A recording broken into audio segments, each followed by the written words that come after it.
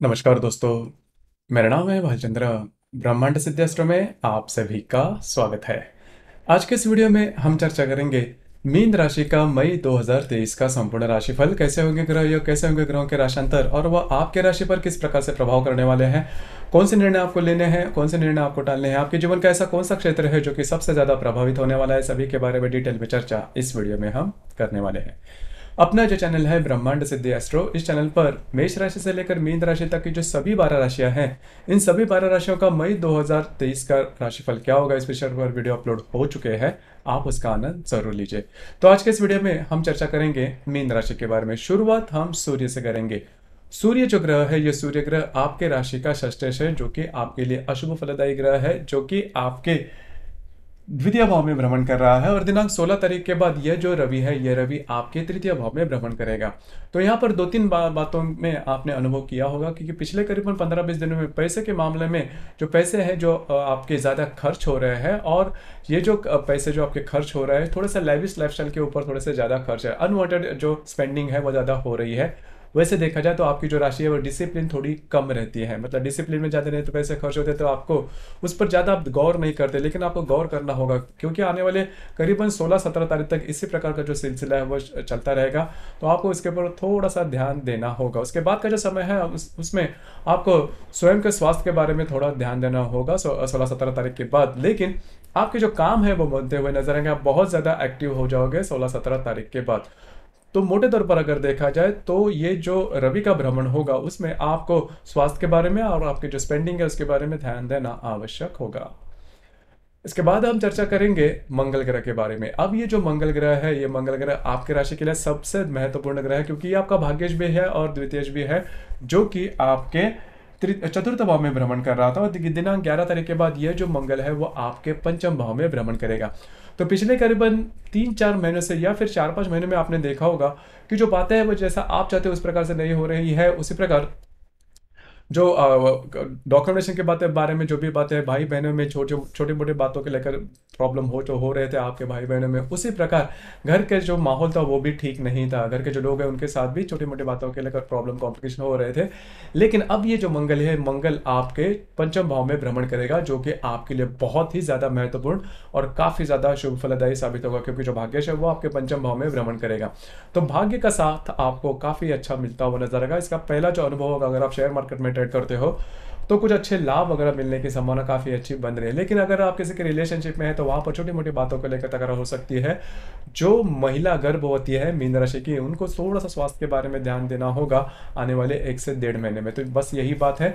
लेकिन भाग्य का साथ ये मंगल जो कि आपके पंचम भाव में चलेगा, वो आपके लिए काफी महत्वपूर्ण और शुभ फलदायी साबित होगा, और कुछ अच्छे लाभ वगैरह मिल सकते हैं, कुछ अच्छी इन्वेस्टमेंट भी हो सकती है। तो पैसे के मामले में अगर देखा जाए तो ये जो मंगल का जो भ्रमण होगा वो आपके लिए शुभ फलदायी साबित होगा। इसके बाद हम चर्चा करेंगे बुध ग्रह के बारे में। बुध जो ग्रह है वो आपके द्वितीय भाव में भ्रमण कर रहा है, वक्री है, और दिनांक 15 मई तक ये जो बुध है वो वक्री अवस्था में रहेगा। बुध जो ग्रह है वो आपका चतुर्थेश है, सप्तमेश है।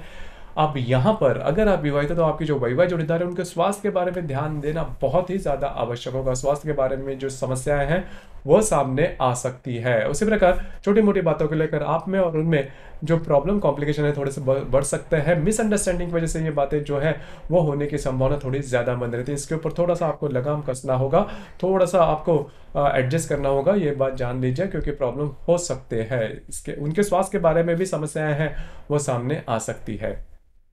इसके बाद हम चर्चा करेंगे आप ही के राशि का स्वामी गुरु, जो कि आप ही के राशि में भ्रमण कर रहा था। दिनांक 21 अप्रैल के बाद वो आपके द्वितीय भाव में भ्रमण कर रहा है।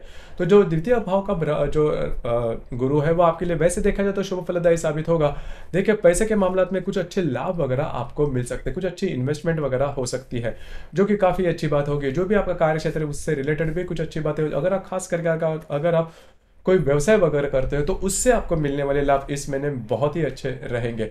लेकिन आपको स्वास्थ्य के बारे में थोड़ा ध्यान देना होगा। स्वास्थ्य की जो समस्याएं हैं वो ज़्यादा आ सकती है, बस आपको उसी के ऊपर थोड़ा सा फोकस करना होगा।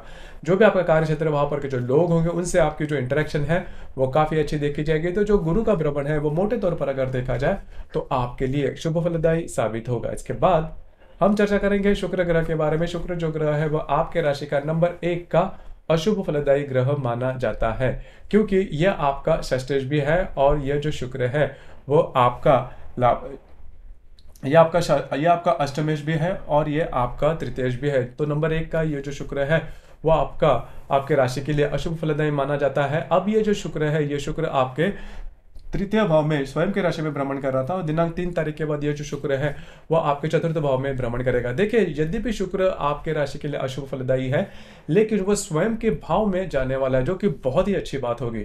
तो ये जो शुक्र का भ्रमण है, तो आपके जो घर के जो लोग होंगे उनके साथ आपकी जो इंटरेक्शन है वो काफी अच्छी देखी जाएगी। सिर्फ उनके स्वास्थ्य के बारे में छोटी मोटी समस्याएं आ सकती है। वास्तु के बारे में अगर आपको कोई भी काम करना है, मतलब वास्तु रिनोवेट करने, कोई नई चीज वस्तु आपको घर में लानी है, तो ये जो शुक्र है वो आपके लिए बहुत ही महत्वपूर्ण, बहुत ही शुभ फलदायी साबित होगा। आपको नई गाड़ी लेनी है, वास्तु के बारे में जैसे मैंने कहा, तो जो भी आपको लैविश लाइफस्टाइल के चलते जो भी काम आपको करना है वास्तु के बारे में आप कर सकते हो। उसके कुछ अच्छी बातें हो सकती है आप में, और घर के जो लोग हैं उनमें जो इंटरेक्शन रहेगी वो भी काफी अच्छी देखती हुई नजर आएगी। अब हम चर्चा करेंगे शनि ग्रह के बारे में। शनि जो ग्रह है, ये शनि ग्रह आपका लाभेश है, आपका व्ययश है, जो कि आपके व्यय भाव में भ्रमण कर रहा है और दिनांक 18-19 जनवरी से ये आपके व्यय भाव में आ चुका है, जिसे हम शनि के 7.5 शुरू होने का जो कालावधि है आपके लिए हो चुका है। लेकिन आप इतने जल्दी भी इसका स्ट्रेस टेंशन बिल्कुल नहीं लेना, क्योंकि इतने जल्दी में कभी भी शनि जो ग्रह है वो इफेक्ट नहीं करता, उसके लिए थोड़ा सा समय जाना पड़ता है।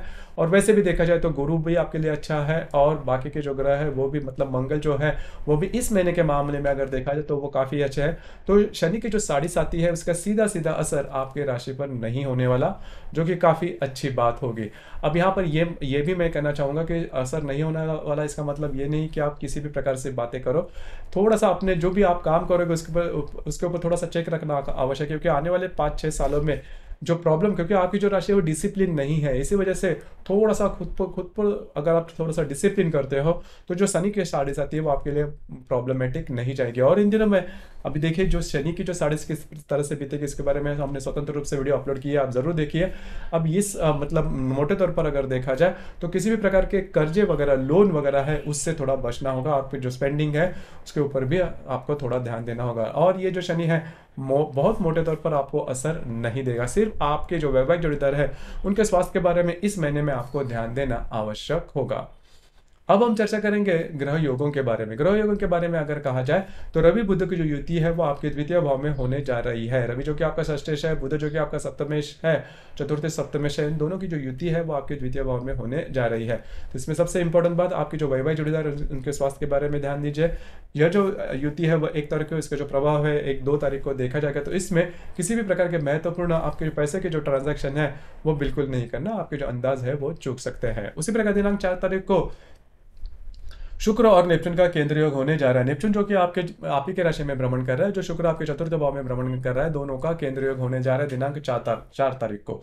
तो घर के जो महिला वर्ग होंगे उनके स्वास्थ्य के बारे में थोड़ा सा ध्यान देना आवश्यक है। उनके स्वास्थ्य के बारे में छोटी मोटी समस्या आ सकती है या फिर मिसअंडरस्टैंडिंग होने की संभावना थोड़ी ज्यादा बन रही है। उसी प्रकार दिनांक 9 तारीख को रवि और हर्षिल की युति भी होने जा रही है आपके द्वितीय भाव में।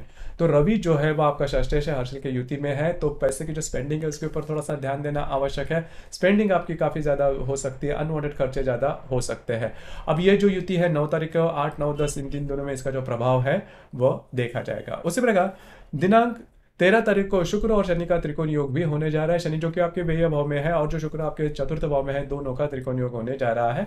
तो घर के जो लोग हैं उनके साथ कहीं बाहर घूमना फिरना, उनके साथ अच्छी इंटरेक्शन होना, इस प्रकार की जो बातें हैं वो हो सकती है, क्योंकि जो दोनों ग्रह वो आपके राशि के शत्रु ग्रह है और चतुर्थ और व्यय स्थान में इनके जो त्रिकोण योग होने जा रहे हैं, तो इसका जो बहुत बड़ा असर आपको नहीं मिलेगा। हालांकि दिनांक 15 तारीख को जो मंगल और नेपच्यून का त्रिकोण योग होने जा रहा है वो आपके लिए काफी ज्यादा महत्वपूर्ण और शुभ फलदायी साबित होगा। भाग्य का साथ आपको काफी अच्छे तरीके से मिल सकता है, कुछ अच्छे इंट्यूशन आ सकते हैं, खास करके अगर आप धार्मिक या फिर आध्यात्मिक मार्ग में हैं, तो ऐसे कोई विचार, ऐसे कोई इंट्यूशन आ सकते हैं जो कि आपके लिए भविष्य में जाके बहुत ही ज्यादा फायदेमंद हो सकते हैं। तो मंगल और नेपच्यून का जो त्रिकोण योग होगा आपकी के राशि के और पंचम भाव से, वो आपके लिए बहुत ही ज्यादा शुभ फलदायी साबित होगा। और अगर आपको कुछ नया काम करना है तो इन दिनों में आप जरूर कर सकते हो, उसके कुछ अच्छे आउटपुट्स आपको मिलते हुए नजर आएंगे। उसी प्रकार दिनांक 28 तारीख को गुरु और राहु की युति भी होने जा रही है, जिसे हम चांडाल योग कहते हैं। अब ये जो युति है आपके द्वितीय भाव में होने जा रही है। जो गुरु है वो आपके राशि का और दशम भाव का स्वामी है, राहु की युति में है। दो तीन बातें उसके ऊपर थोड़ा सा ध्यान दीजिए। हालांकि ये जो दोनों ग्रह है वो स्लो मूविंग प्लैनेट है, इसकी वजह से इसका जो प्रभाव है वो करीबन 5-6 दिनों तक देखा जाएगा। मतलब दिनांक 25 तारीख से लेकर 30-31 मई तक का इसका जो प्रभाव है वो देखा जाएगा। इन दिनों में किसी भी प्रकार के छोटे या हो या बड़े काम बिल्कुल नहीं करना, जिसके ऊपर आपको बहुत कॉन्फिडेंट लगता है आप कर सकते हो, ये काम नहीं करना। क्योंकि जो गुरु जो राहु है वो बुद्धि भ्रमित करता है। जो काम इसके पहले आपको बहुत इजी लग रहे थे, तो जब भी आप इस कालावधि में करने जाओगे तो उसके जो रिजल्ट्स है वो आपको नेगेटिव मिलेंगे। आपके खुद के बारे में या फिर आपका जो भी कार्य क्षेत्र इससे रिलेटेड किसी भी प्रकार के एक्सपेरिमेंट नहीं करना और पूरे कॉन्फिडेंट में जाके कोई बात काम नहीं करना, आपके जो अंदाज है वो चूक सकते हैं।